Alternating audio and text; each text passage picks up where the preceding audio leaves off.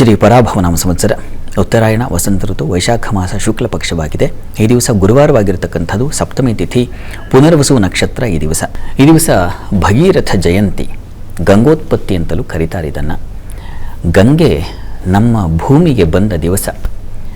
ನಾವು ಎಲ್ಲರೂ ಭಾರತೀಯರ ಮೂಲೆ ಮೂಲೆಯಿಂದ ಹೋಗಿ ಎಲ್ಲಿ ನಾವು ಮಿಂದರೆ ನಮ್ಮ ಬದುಕು ಪಾವನವಾಗುತ್ತೋ, ಎಲ್ಲಿ ನಾವು ಮಿಂದರೆ ನಮ್ಮ ಪಾಪಗಳೆಲ್ಲ ಅಳಿಸಿ ಹೋಗುತ್ತೋ, ಎಲ್ಲಿ ಮಿಂದರೆ ಅದು ಸ್ವರ್ಗಕ್ಕೆ ಸೋಪಾನವಾಗುತ್ತೋ ಅಂಥ ಒಂದು ಪವಿತ್ರ ಕ್ಷೇತ್ರ, ಪವಿತ್ರ ನೀರು, ತೀರ್ಥ ಅಂತಂದರೆ ಅದು ಗಂಗೆ. ಆ ಗಂಗೆಯಲ್ಲಿ ಮೀಯಬೇಕು ಅನ್ನುವ ಕನಸು ಪ್ರತಿಯೊಬ್ಬನಿಗೂ ಇರುತ್ತೆ. ಆ ಹಪ್ಪಿ ಅಂತಾರಲ್ಲ, ಅದು ಪ್ರತಿಯೊಬ್ಬರಿಗೂ ಇರುತ್ತೆ. ಗಂಗಾ ಸ್ನಾನ ಮಾಡಿದ್ರೆ ಅದೇನೋ ಒಂದು ಧನ್ಯತೆ ಉಂಟಾಗುತ್ತೆ ಅನ್ನೋ ಭಾವ ನಮ್ಮಲ್ಲಿದೆ. ಯಾಕಪ್ಪ ಇದು ಗಂಗೆಗೆ ಇಷ್ಟು ಪ್ರಾಶಸ್ತ್ಯ ಬಂದಿದೆ ಅಂತಂದರೆ, ದೇವಲೋಕದಲ್ಲಿ ಸಂಚರಿಸಿದವಳು ಗಂಗೆ.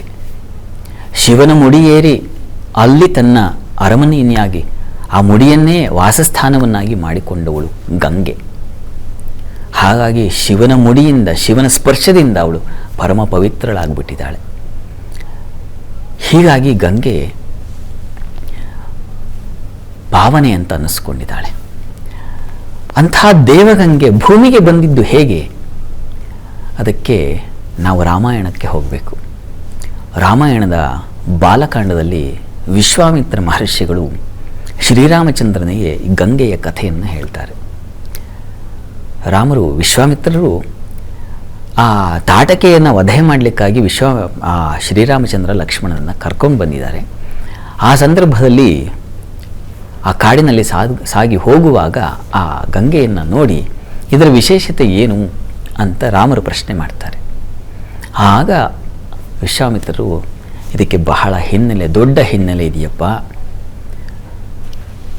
ಆ ಹಿಮವಂತ ಯಾರಿದ್ದಾನೆ, ಹಿಮವಂತ ರಾಜ, ಪರ್ವತ ರಾಜ,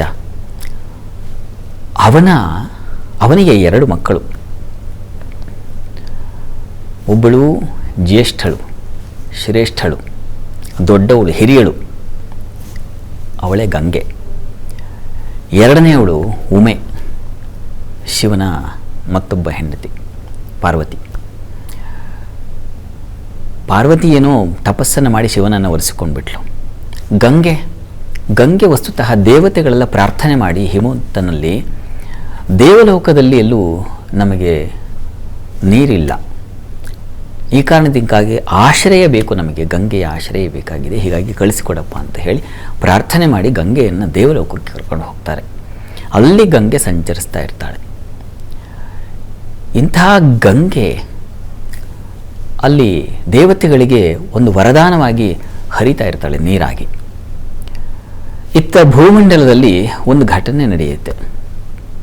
ನಿಮ್ಮ ಯಾವ ರಾಮವಂಶ, ನಿಮ್ಮ ವಂಶ ಇದೆಯಲ್ಲ, ಹಿಂದಿನ ವಂಶ, ಅದರಲ್ಲಿ ಸಗರ ಅಂತಕ್ಕಂಥ ಒಬ್ಬ ಚಕ್ರವರ್ತಿ, ಅವನಿಗೆ ಸಂತಾನವಿರಲಿಲ್ಲ. ಹೀಗಾಗಿ ಭೃಗುಪ್ರಸ್ರವಣ ಅಂತ ಹಿಮೋತ್ಪರ್ವತದಲ್ಲಿ ಕಾಣತಕ್ಕಂಥ ಒಂದು ಪ್ರದೇಶ, ಅಲ್ಲಿ ಭೃಗುಮುನಿಗಳಿದ್ದರು. ಅಲ್ಲಿಗೆ ಹೋಗಿ ಭೃಗುಗಳ ಸಮೀಪದಲ್ಲಿ ಪ್ರಾರ್ಥನೆಯನ್ನು ಮಾಡ್ತಾನೆ, ತನ್ನ 2 ಮಡದಿಯರ ಸಹಿತವಾಗಿ ಹೋಗಿ.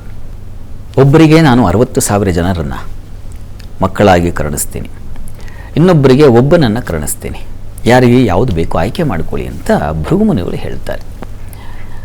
ಆಗ ಸುಮತಿ 60,000 ಮಂದಿ ನನಗಿರಲಿ ಅಂತ ಪ್ರಾರ್ಥನೆ ಮಾಡ್ತಾಳೆ, ಫಲವನ್ನು ಸ್ವೀಕರಿಸ್ತಾಳೆ. ಇವಳು ಕೇಶಿನಿ, ಒಬ್ಬ ಮಗ ಸಾಕು ಅಂತಾಳೆ. ಅವನ ಅಸಮಂಜಸ ಅಂತ ಹೆಸರು. ಈ ಅಸಮಂಜಸ ಹೆಸರು ತಕ್ಕ ಹಾಗೆ ಅವನು ಸಮಂಜಸನಾಗೇನೂ ಇರಲಿಲ್ಲ. ಅವನೊಂಥರ ವಿಚಿತ್ರವಾದ ವರ್ತನೆ, ವ್ಯಕ್ತಿತ್ವ ಇತ್ತು.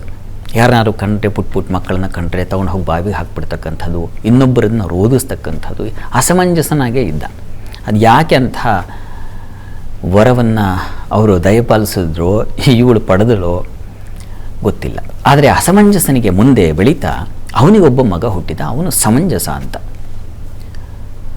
ಅವನು ಅಂಶುಮಂತ ಅಂತ, ಉತ್ತಮನಾಗಿದ್ದ, ಸಮಂಜಸನಾಗಿದ್ದ.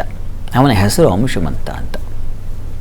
ಹೀಗಿರುವಾಗ ಈ ಸಗರ ಒಂದು ಯಾಗವನ್ನು ಮಾಡ್ತಾನೆ. ಬಹಳ ವಿಸ್ತಾರವಾದ ಕಥೆ, ನಾನು ತುಂಬ ಪೂರ್ವದಿಂದ ತೊಗೊಂಡ್ಬಿಟ್ಟಿದ್ದೀನಿ, ಸ್ವಲ್ಪ ವಿಷಯ ಗೊತ್ತಾಗಲಿ ಅನ್ನೋ ಕಾರಣಕ್ಕೆ. ಸ್ವಲ್ಪ ಸ್ವಲ್ಪ ಹ್ರಸ್ವ ಮಾಡಿ ಕಥೆಯನ್ನು ಹೇಳ್ತೀನಿ. ತಮಗೆಲ್ಲ ಕಥೆ ಗೊತ್ತಿರುತ್ತೆ. ಅವನು ಯಾಗವನ್ನು ಮಾಡಿದ್ದು ಅಶ್ವಮೇಧ. ಆ ಅಶ್ವವನ್ನು ಇಂದ್ರ ಭಯಕ್ಕೆ ಎಲ್ಲೋ ಅಡಗಿಸಿಟ್ಟು ಅದನ್ನು ಹುಡುಕಲಿಕ್ಕಾಗಿ ಪಾಪ ಈ ಎಲ್ಲ 60,000 ಜನವೂ ಕೂಡ ಹೋಗ್ತಾರೆ. ಎಲ್ಲೂ ಸಿಗೋದಿಲ್ಲ. ಭೂಮಿಯನ್ನೆಲ್ಲ ಅಗೆದು ಹೋಗ್ತಾರೆ. ಎಲ್ಲೂ ಸಿಗದೆ ಮತ್ತೆ ತಂದೆ ಹತ್ರ ಬಂದಪ್ಪ ಎಲ್ಲೂ ಸಿಗ್ತಾ ಇಲ್ಲ ಅಂತ ಹೇಳಿದಾಗ, ಇಲ್ಲ ಶತಾಯಗತಾಯ ನೀವು ಹುಡುಕ್ಲೇಬೇಕು, ಇಲ್ಲಾಂದರೆ ಎಲ್ಲರಿಗೂ ತೊಂದರೆಗಳಾಗ್ಬಿಡುತ್ತೆ, ಯಾಗ ಸಂಪೂರ್ಣವಾಗಬೇಕು, ಹೀಗಾಗಿ ಅಶ್ವವನ್ನು ಹುಡುಕಿ ಅಂತ ಮತ್ತೆ ಕಳಿಸ್ತಾನೆ. ಮತ್ತೆ ಪಾಪ ಅವರೆಲ್ಲ ಭೂಮಿಯನ್ನು ಆಳದವರೆಗೆ ಅಗೆದು ಹೋಗಿ ಎಲ್ಲಿ ಸೇರ್ಕೊಂಡಿಯೋ ಗೊತ್ತಾಗ್ತಾ ಇಲ್ವಲ್ಲ ಅಂತ ಹೇಳಿ ನೋಡಿದರೆ ಹೆಚ್ಚು ಕಡಿಮೆ ಈಶಾನ್ಯದ ದಿಕ್ಕು, ಭಾರತದ ಈಶಾನ್ಯದ ದಿಕ್ಕಿನವರೆಗೆ ಹೋಗ್ತಾರೆ. ಅಲ್ಲಿ ಕಪಿಲ ಮಹರ್ಷಿಗಳ ಆಶ್ರಮ ಇರುತ್ತೆ. ಅಲ್ಲಿಯೇ ಆ ಕಪಿಲ ಮುನಿಗಳ ಆಶ್ರಮದ ಹಿಂದೆ ಆ ಅಶ್ವ ಇರುತ್ತೆ. ಅವರಿಗೆ ತಪ್ಪಾಗಿ ತಿಳ್ಕೊಂಡು ಬಿಡ್ತಾರೆ. ಈ ಮೂರ್ಖನಾಗಿರ್ತಕ್ಕಂಥವನು ಅವನ ಪಾಪ ಕಪಿಲ ಮಹರ್ಷಿಗಳು ಅಂತಲೂ ಗೊತ್ತಿಲ್ಲ ಅವರಿಗೆ. ಈ ಅಯೋಗ್ಯನಿಂದಾಗಿ ಅವನು ತಗೊಂಬಂದ್ಬಿಟ್ಟಿದ್ದಾನೆ ಈ ಅಶ್ವವನ ಅಂಥೇಳಿ ಪ್ರಯತ್ನ ಮಾಡ್ತಾರೆ, ಸಾಯಿಸೋ ಪ್ರಯತ್ನವನ್ನು ಮಾಡ್ತಾರೆ. ಆದರೆ ಆ ಋಷಿ ಕಪಿಲ ಮಹರ್ಷಿಗಳು ನಾರಾಯಣನ ಸ್ವರೂಪ. ಹೀಗಾಗಿ ಅವರು ಶಾಪವನ್ನು ಕೊಟ್ಬಿಟ್ಟು 60,000 ಮಂದಿಯು ಸತ್ತು ಹೋಗ್ಬಿಡ್ತಾರೆ. ಈ ವರ್ತಮಾನ ಇವನಿಗೆ ಗೊತ್ತಾಗುತ್ತೆ ಸಗರನಿಗೆ. ಹೇಗೆ ಅಂದರೆ, ಎಷ್ಟು ಕಾಲವಾದರೂ ಮನೆಗೆ ಬರಲಿಲ್ವಲ್ಲ ಮರಳಿ. ಈ ಕಾರಣದಿಂದಾಗಿ ಇವನಿಗಿನ ಅಂಶುಮಂತ ಅಂತ ಅಸಮಂಜಸನ ಮಗ, ಇವನು ನಾನು ಕರ್ಕೊಂಡು ಬರ್ತೀನಿ ಅಂತ ಹೇಳಿ ಹೋಗಿ ಅವರು ಎಲ್ಲೆಲ್ಲಿ ಅಗದು ಹೋಗಿದಾರೋ ಭೂಮಿಯನ್ನು ಅಲ್ಲೆಲ್ಲ ಹೋಗಿ ನೋಡಿದಾಗ ಅಲ್ಲ ಬಿದ್ದು ಹೋಗ್ಬಿಟ್ಟಿರ್ತಾರೆ. ಅಶ್ವ ಮಾತ್ರ ಇರುತ್ತೆ. ಅಶ್ವ ಸಮೇತ ಬಂದು ಆ ಮುನಿಗಳಿಗೆ ನಮಸ್ಕಾರ ಮಾಡಿ ಬಂದು ಆ ಸಂದರ್ಭದಲ್ಲಿ ಮುನಿಗಳನ್ನ ಪ್ರಾರ್ಥನೆ ಮಾಡ್ತಾನೆ. ಹೇಗೆ ಇವರಿಗೆಲ್ಲ ನಾನು ಸದ್ಗತಿ ಕೊಡೋದು ಹೇಗೆ, ಅವನಿಗೆ ಉಪದೇಶ ಮಾಡ್ತಾನೆ. ಇದು ಗಂಗೆಯಿಂದ ಬರಬೇಕಪ್ಪ, ಆಗ ಸದ್ಗತಿ ಬರುತ್ತೆ. ಗಂಗೆ ಅಂತ ದೇವಲೋಕದಲ್ಲಿ ಒಂದು ನದಿ ಹರಿತಾ ಇದೆ, ಆ ತೀರ್ಥ ಇಲ್ಲಿಗೆ ಬಂದರೆ ಇವರಿಗೆ ಸದ್ಗತಿ ಸಿಗುತ್ತೆ ಅಂತ ಹೇಳ್ತಾನೆ. ಸರಿ ಅಂತ ಆ ವರ್ತಮಾನವನ್ನೆಲ್ಲ ತಂದೆಗೆ ಬಂದು ತಿಳಿಸ್ತಾನೆ. ಸರಿ, ಇಷ್ಟೆಲ್ಲ ಆದಮೇಲೆ ಕರೆಸ್ಬೇಕಲ್ಲ, ಹಾಗಾಗಿ ಘೋರವಾದ ತಪಸ್ಸನ್ನು ಮಾಡ್ತಾನೆ. ಆದರೆ ಆಗೋದಿಲ್ಲ. ಅದನ್ನು ತನ್ನ ಮುಂದಿನ ಉತ್ತರಾಧಿಕಾರಿ ದಿಲೀಪ, ಆ ದಿಲೀಪ ಚಕ್ರವರ್ತಿ ಕೂಡ ಮುಂದುವರಿಸ್ತಾನೆ. ತಪಸ್ಸನ್ನು ಮಾಡ್ತಾನೆ, ಸುದೀರ್ಘವಾದ ತಪಸ್ಸು. ಆಗೋದಿಲ್ಲ. ಗಂಗೆ ಯಾರನ್ನ ಕುರಿತು ತಪಸ್ಸು ಮಾಡೋದು? ಯಾರು ಪ್ರತ್ಯಕ್ಷವಾಗ್ತಾ ಇಲ್ಲ. ಬ್ರಹ್ಮನ ಕುರಿತು ತಪಸ್ಸು ಮಾಡ್ತಾರೆ, ತಪಸ್ಸು ಪ್ರತ್ಯಕ್ಷವಾಗಲಿಲ್ಲ. ಅದಾದ ಮೇಲೆ ಅವನ ಉತ್ತರಾಧಿಕಾರಿ ಭಗೀರಥನಿಗೆ ಒಪ್ಪಿಸ್ತಾನೆ. ನೋಡಪ್ಪ, ಹೀಗಾಗಬೇಕಾಗಿದೆ, ಪೂರ್ವಜರ ನಾವು ಅವರಿಗೆ ಸದ್ಗತಿಯನ್ನು ಕೊಟ್ಟಿಲ್ಲ, ಅದು ಗಂಗೆಯಿಂದ ಮಾತ್ರವೇ ಸಾಧ್ಯ, ಇದು ಗರುಡನ ಆದೇಶವಾಗಿದೆ, ಉಪದೇಶವಾಗಿದೆ, ಹೀಗಾಗಿ ಅದು ನೆರವೇರಬೇಕು ಅಂತ ನೀನು ತಪಸ್ಸನ್ನು ಮಾಡುವಂಥ ಅವನಿಗೆ ಹೇಳಿದಾಗ ಭಗೀರಥ ಹಿಮವತ್ ಪರ್ವತಕ್ಕೆ ಹೋಗಿ ಬ್ರಹ್ಮನನ್ನು ಕುರಿತು ತಪಸ್ಸನ್ನು ಮಾಡ್ತಾನೆ. ಸುದೀರ್ಘವಾದ ತಪಸ್ಸನ್ನು ಮಾಡಿ ಕೊನೆಗಂತೂ ಚತುರ್ಮುಖ ಬ್ರಹ್ಮ ಮೆಚ್ಚುಗೆಗೊಂಡು ಅವನ ತಪಸ್ಸಿಗೆ ಬಂದು ಕೇಳ್ತಾನೆ, ಏನಯ್ಯ ಬೇಕು ಅಂತ. ಈ ಥರ ಸದ್ಗತಿ ಬೇಕಾಗಿದೆ ನಮ್ಮ ಪೂರ್ವಜರಿಗೆ. ನೋಡಿ, ಇದರಲ್ಲಿ ಅರ್ಥ ಮಾಡ್ಕೊಳ್ಬೇಕಾಗಿರೋದು, ನಾವು ನಮ್ಮ ಪೂರ್ವಜರಿಗೆ ಒಂದು ದಿವಸ ಎತ್ತಿಡ್ತೀವ, ಮೀಸಲಿಡ್ತೀವ, ಹಿರಿಯರ ಸ್ಮರಣೆ ಮಾಡಬೇಕು. ಅವ್ರು ತಪಸ್ಸು ಮಾಡಿ ಅವ್ರಿಗೆ ಸದ್ಗತಿ ಬೇಕು ಅಂತ ಗಂಗೆಯನ್ನು ಕರೆಸೋ ಪ್ರಯತ್ನ ಮಾಡ್ತಾ ಇದ್ದಾರಲ್ಲಿ. ನಾವು ನಮ್ಮ ಪೂರ್ವಜರು, ನಮ್ಮ ಹಿರಿಯರಿಗೆ ಒಂದು ದಿವಸ ಒಂದು ಮೀಸಲಿಟ್ಟು, ಒಂದು ದಿವಸ ರಜಾ ಹಾಕಿ ಅವ್ರನ್ನ ನಮಸ್ಕರಿಸೋಣ, ಅವ್ರನ್ನ ಆರಾಧಿಸೋಣ, ಗೌರವಿಸೋಣ, ಇದು ಯಾವುದೂ ನಮಗಿಲ್ಲ. ಇದು ಎಷ್ಟು ದೊಡ್ಡದು ಅನ್ನೋದನ್ನು ರಾಮಾಯಣದ ಕಥೆ ಹೇಳ್ತಾ ಇದೆ. ಪೂರ್ವಜರನ್ನ ಸ್ಮರಣೆ ಮಾಡ್ಕೊಳ್ತಕ್ಕಂಥದ್ದು ಎಷ್ಟು ಉನ್ನತವಾದದ್ದು, ಅವರಿಗೆ ಸದ್ಗತಿ ಮಾಡ್ತಕ್ಕಂಥದ್ದು ಎಷ್ಟು ಶ್ರೇಯಸ್ಕರವಾದದ್ದು ಅನ್ನೋದನ್ನು ಕಥೆ ತಿಳಿಸ್ತಾ ಇದೆ. ಭಗೀರಥ ಬ್ರಹ್ಮನಲ್ಲಿ ವಿನಂತಿ ಮಾಡಿಕೊಂಡ, ಹೇಗಾದರೂ ಮಾಡಿ ಗಂಗೆಯನ್ನು ತರಿಸಬೇಕು, ಇದಕ್ಕೆ ಉಪಾಯ ಹೇಳುವಂತ. ಅಪ್ಪ, ಗಂಗೆಯನ್ನು ಕಳಿಸ್ಬಿಡ್ತೀನಿ, ತೊಂದರೆ ಇಲ್ಲ, ಆದರೆ ಆಕೆಯನ್ನು ಹಿಡಿಯೋದು ಬಹಳ ಕಷ್ಟ, ಭೂಮಿಯೆಲ್ಲ ಕೊಚ್ಚಿಕೊಂಡು ಹೋಗ್ಬಿಡುತ್ತೆ, ಆಕೆಯ ರಭಸ ಬೇರೆ ರೀತಿಯಲ್ಲಿದೆ, ದೇವನದಿ ಯಾಕೆ ಅಂತ ಹೇಳ್ತಾನೆ. ನಾನು ಏನು ಮಾಡಲಿ ಹಾಗಿದ್ರೆ? ಈಶ್ವರನ ಕುರಿತು ತಪಸ್ಸು ಮಾಡು, ಈಶ್ವರನಿಗೆ ಗಂಗೆಯನ್ನು ತಡೆಯಬಲ್ಲಂಥ ಶಕ್ತಿ ಇದೆ, ಆಗ ನಿನ್ನ ಯಾವ ಸಂಕಲ್ಪ ಇದೆ ಅದು ಈಡೇರಬಹುದು ಅಂತ ಹೇಳ್ತಾನೆ. ಆಯಿತು ಅಂತಾರೆ. ಮತ್ತೆ ಪಾಪ ಭಗೀರಥ ತಪಸ್ಸು ಅಂತೀವಲ್ಲ, ಇದು ಅಷ್ಟಕ್ಕೆ ಬಿಡದೆ ಅವನು ಮತ್ತೆ ಈಶ್ವರನ ಕುರಿತು ತಪಸ್ಸು ಮಾಡ್ತಾನೆ. ತುಂಬ ದಿನಗಳ ಕಾಲ, ವರ್ಷಗಳ ಕಾಲ ತಪಸ್ಸು ಮಾಡಿ ಮತ್ತೆ ಈಶ್ವರ ಪ್ರತ್ಯಕ್ಷ ಆಗ್ತಾನೆ.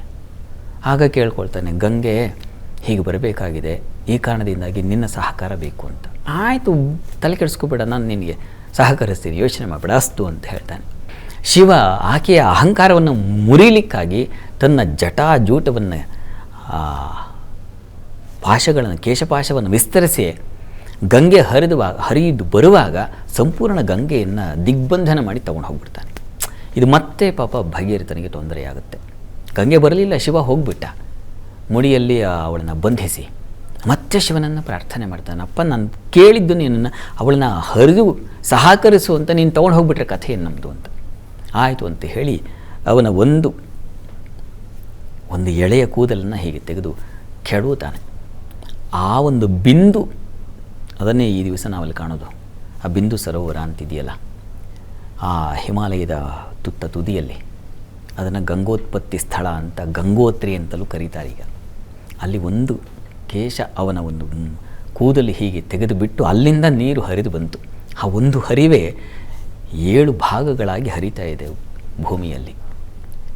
ಹೀಗೆ ಭಗೀರಥ ಶಿವನನ್ನು ಪ್ರಾರ್ಥನೆ ಮಾಡಿ, ಬ್ರಹ್ಮನನ್ನು ಪ್ರಾರ್ಥನೆ ಮಾಡಿ ಗಂಗೆಯನ್ನು ಭೂಮಿಗೆ ಕರೆದು ತಂದ.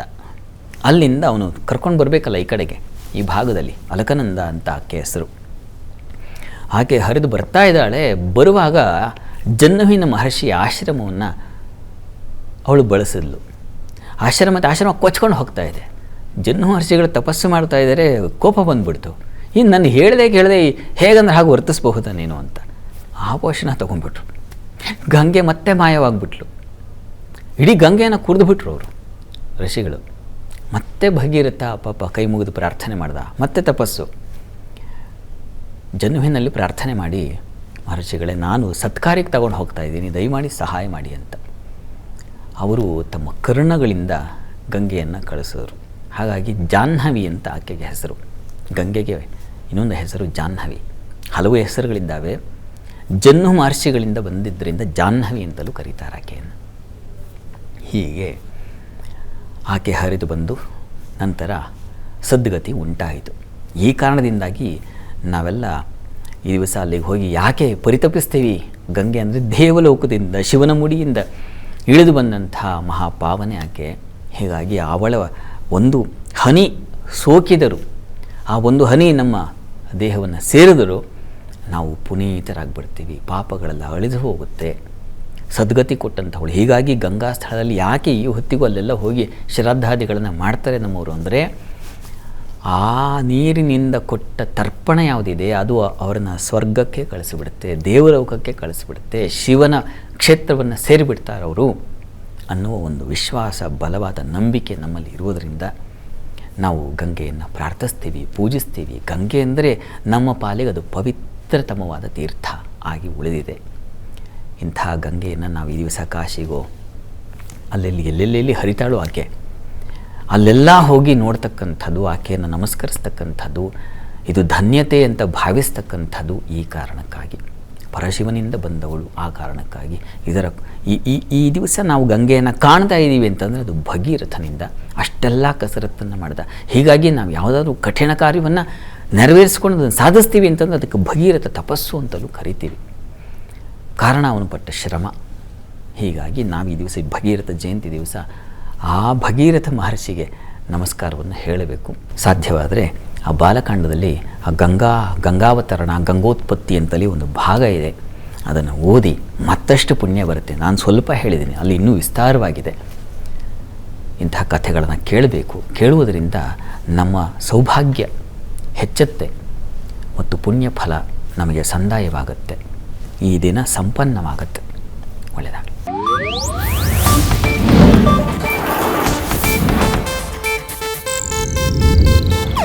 ಇದು ಏಷ್ಯಾನೆಟ್ ನ್ಯೂಸ್ ನೆಟ್ವರ್ಕ್ ಪ್ರಸ್ತುತಿ.